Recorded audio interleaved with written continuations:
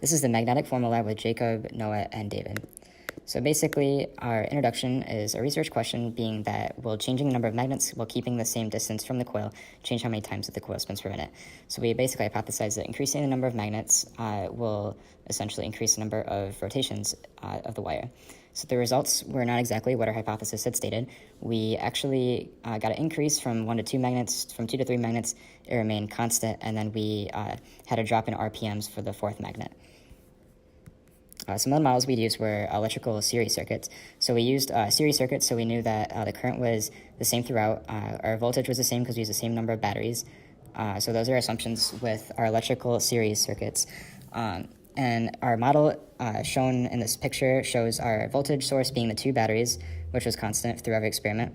Current travels through the wire, which travels to the wire that spins, the motor wire, and then to the other wire that goes directly back to the voltage source of the battery.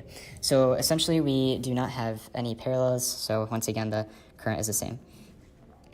Based on our understanding of magnetic field, we know that the field lines will come out of the North Pole and go towards the South Pole. We can see this in the picture here with 2 magnets, which we are able to add the magnetic field lines from each one. So as each magnet is added to our system, we can add those magnetic field lines together. And then a third component for our models is the force. The force is basically resulting from the current in the field, and this is what we see when the motor spins. Our last model summarizes all these components, which is our right-hand rule, and the right-hand rule has a magnetic field, force, and the current directions all in relation to each other and how they basically how they relate to each other. So each one has its own field, and each one has its own finger, but whether it's your index, middle, or thumb finger. All components have their own plane, and you can use the cross product to find where the direction of a missing component is if you would like to as well. Overall, the right-hand rule explains why the force is causing the rotation movement as current flows through the wire. We see this because we can say that looking directly at the wire parallel with your eyes parallel to the table with it sitting flat on the surface, we see that the current goes to the right through the wires, and then assuming that north is on top on the magnet, the field lines for the magnetic field will go directly up out of the table. So that means that the force should be coming directly at you, essentially, causing a torque on the wire, which causes it to spin, creating this motor. Our experimental design, we have a set of magnets with either 1, 2, 3, or 4 magnets under the coil of the wire, connecting the bases, holding the coil up to the batteries to make a circuit, leading to the coil spinning, making sure that we had specified the distance from the bottom of the coil of the magnets, and that we use clay platforms to keep this constant, and we make sure to measure each time to make sure we were consistent.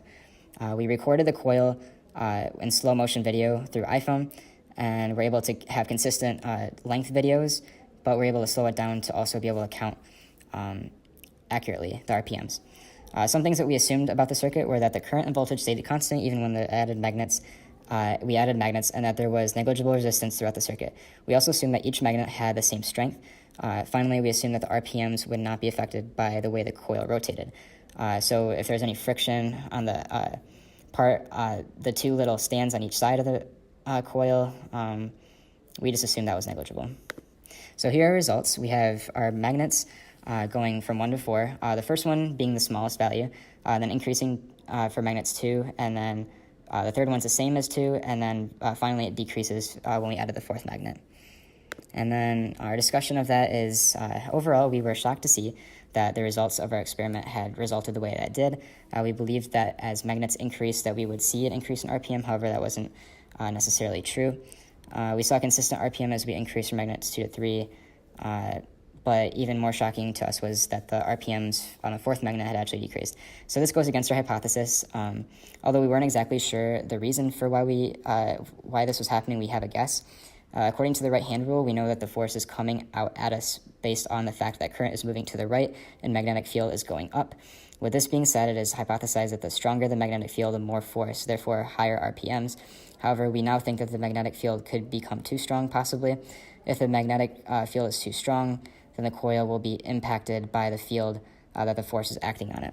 If the field is too strong, then the force will not have as much impact, and the wire will slow. That's just a possible explanation using the right-hand rule, and the idea that too much is sometimes too much.